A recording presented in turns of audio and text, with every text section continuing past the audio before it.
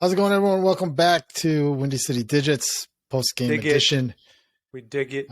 Bulls Digits. lose tonight to Philadelphia, 121 to 106.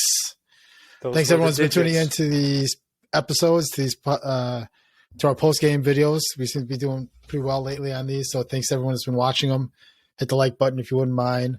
Even if you don't like the video, hit the like button anyway. Hit the subscribe and the bell so you get notified when we hit these episodes hit. So we usually record these right after the game, and it takes a couple minutes for us to put everything together. So they usually appear about, half hour, 45 minutes after the game. So how's it going, Vic? Putting it all together.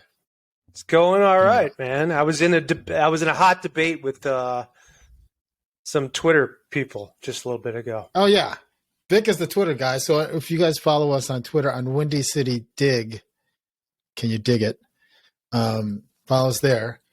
There's been some pretty good conversation. So tell us about what happened on Twitter. Okay, so everybody keeps on talking about how the Bulls are frauds. Okay. So what's your opinion? What's your opinion on that? Because you probably weren't watching Twitter when I was on it. So are the Bulls frauds, Carl? I think they're not playing well right now. This is not the same team. So if you want to call that a fraud, then okay, I'll buy into that argument. But this is not the same team that we saw right before the All-Star break.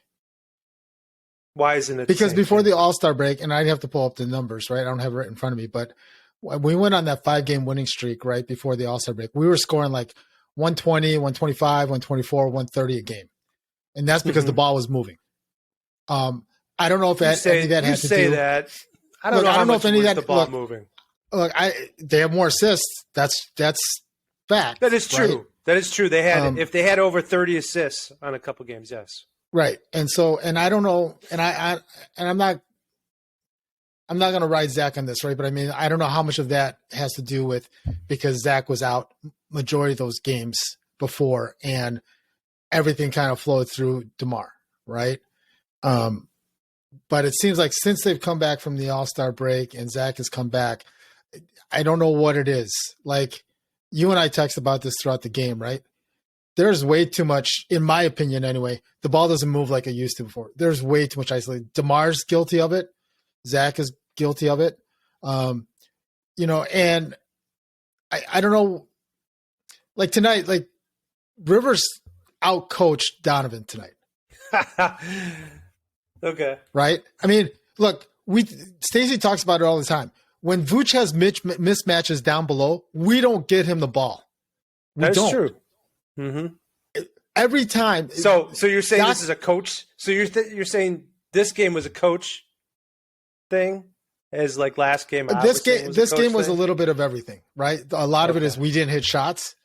A lot of it is we didn't have answers for the matchups. Well, let's look at our shooting. Still can't grab our shooting was 30. Our shooting was 39 of 87 overall. Yeah. 8 for 24 3-point shooting. But they were shooting 41 for 84, 12 for 30 from 3-point. So the most amazing stat to me tonight is Philadelphia only had 8 offensive rebounds, and it seemed like a hell of a lot more than that.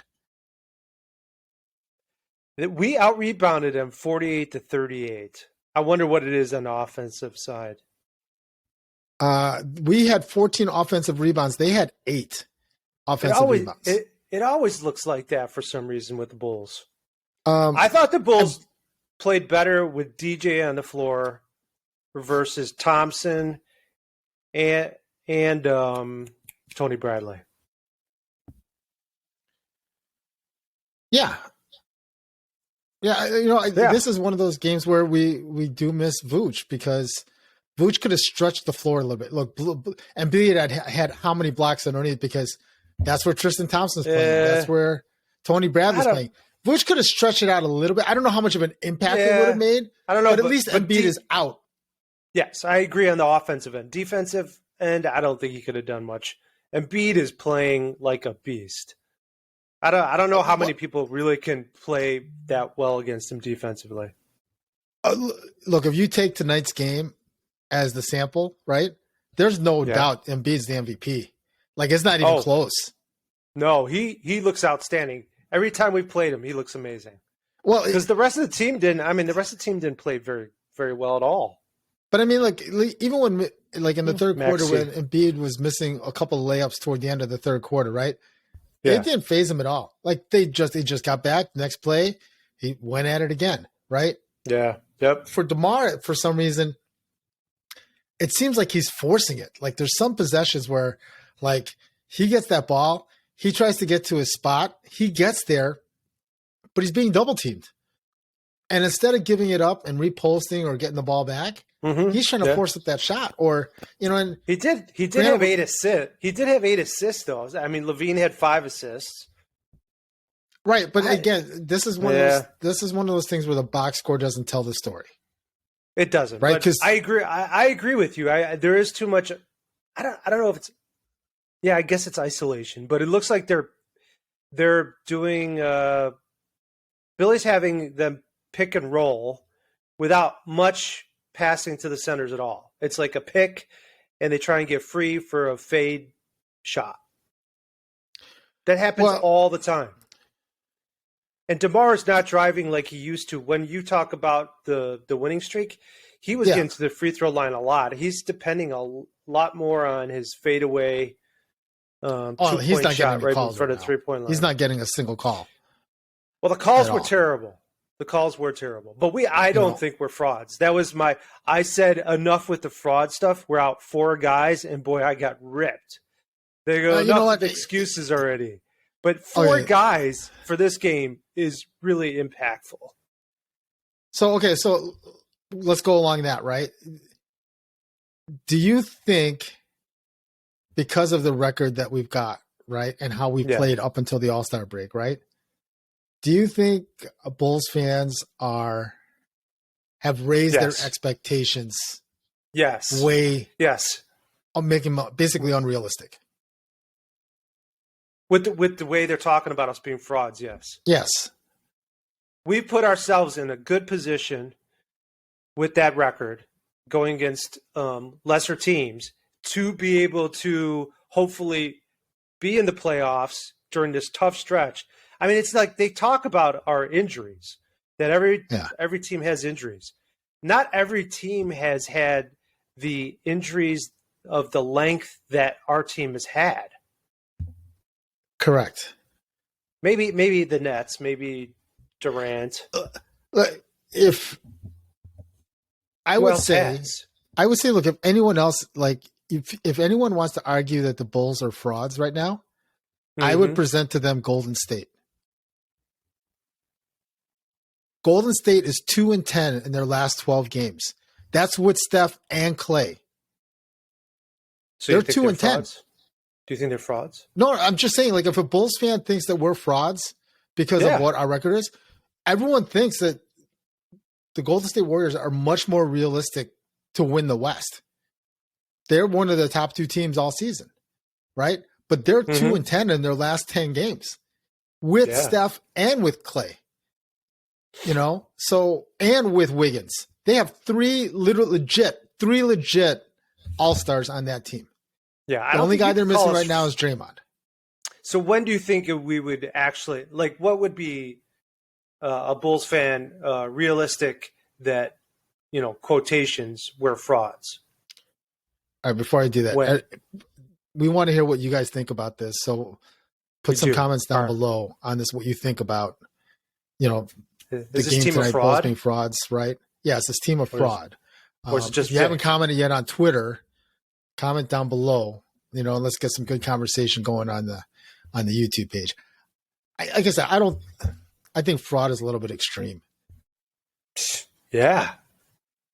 I think just the real, like, for example, like these are the same Bulls fans that were saying, oh, we should have gotten so-and-so. Why didn't we trade Vucevic at the deadline? Why didn't we get, DeMarcus Cousins, or why didn't we get so-and-so? We should have made a trade because Vuce is trash. It's just some of these unrealistic expectations that they have, Look, Eversley and Karnisovas have done a great job putting the team together. Are we ahead of schedule? Yes, absolutely. Absolutely. Right? Amen. Do I think Lonzo and Caruso and Patrick Williams all playing at the same time would make a difference? Absolutely. I think Patrick Williams is the one guy we have, and maybe the one guy in the Eastern Conference that can match up with Embiid. He might be able to. Yeah, he's a lot quicker. He's got long arms. He's got length. He's a defensive guy, right? We're not worried about him having to score per se, but he's the guy that can free up Vooch, so Vooch can cover someone else, and he can cover that guy. We are missing our starting guard and our starting power forward, and we are missing our potential sixth man of the year candidate. Correct. I find it insane. I think people are crazy, or they just don't know basketball. I mean, I think it's more the latter. I think it's that what you said was that their expectations got really high. I mean, so did ours.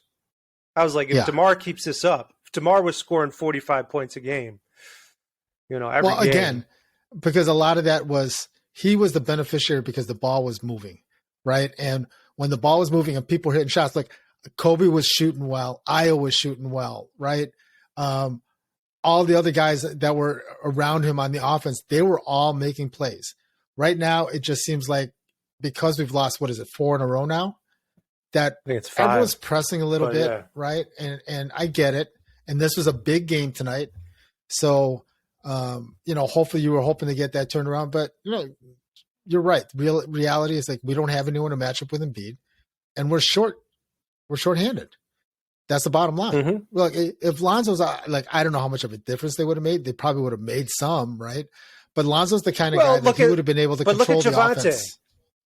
Yeah, Javonte sometimes is not even taking a shot. Wide open. There's some guys on our team that just aren't shooting. We missed that. Well, obviously, like you said tonight, we missed Vooch. But that's a Vooch who's shooting well. We do miss Lonzo. We miss Lonzo that can also shoot. So, look, 3 had 11 points tonight. We really should start referring to the players by their numbers since we're Windy City digits, by the way. What do you guys think? Telling me? Do you think we should be referring to these guys by I've been telling you about numbers? So 3 tonight scored 11 points, right? Overall, he had 9 rebounds. Thompson got 13 and 9. Yeah, and look, he played 30 minutes. He was 5 for 7 from the floor, 71%, 1 for 2 from the free throw line, 9 rebounds. So from a rebound perspective, he gets about the same amount of rebounds that Vooch would have had. He definitely shot better than Vooch, but again, he's not shooting threes. He's shooting everything from within 4 or 5 feet of the basket. But what a great backup to Vooch. This is the total upgrade to Tony Bradley. So when Vooch is playing, that was a great steal. So if we get Patrick Williams, so if this is Javonte in the second unit, man, our team, our unit, our second team is going to be so much better off. So look, if Vooch was playing tonight, it would have been Vooch being Embiid, and then you would have had 3 Tristan Thompson against DeAndre Jordan. I'll take that matchup all day, every day. Yeah, I would take that too. Right. Mm-hmm. So anyway, we'd love to hear what you guys thought about the game tonight. Do you think the Bulls are frauds, as Twitter is claiming? What do you think about these guys missing from the lineup? Do you think they make some kind of impact? And let's put it out there, right? Out of the 3, that Caruso, better be a hashtag. Lonzo, and Patrick Williams, who do you think is the guy we absolutely positively, if we only could get one of those 3 guys back, who's the one guy you must have or you think is going to be the biggest difference maker for the rest of the season? You're asking them. And I'm asking you. I thought we wrapped up already. I thought you were ready to wrap up. Man. Well, I asked you last second question. Follow along. I know you zoned out for a second there. No, I'm looking at the schedule. I think. Okay. What do you think? Record, just tell me. It's Lonzo. I think it's Lonzo. He's the biggest. He can control the offense, good setter, good pace, and he's good defensively. I agree. And with that, ladies and gentlemen, we're going to wrap with this post game because Vic apparently is out of words to say tonight. So thanks again for everyone for tuning in. Again, leave your comments down below. Hit the thumbs up to like the video. Hit the subscribe button and hit the bell. We'll see you guys in the next video. Dig it. Dig it. Dig it. Digits. Peace.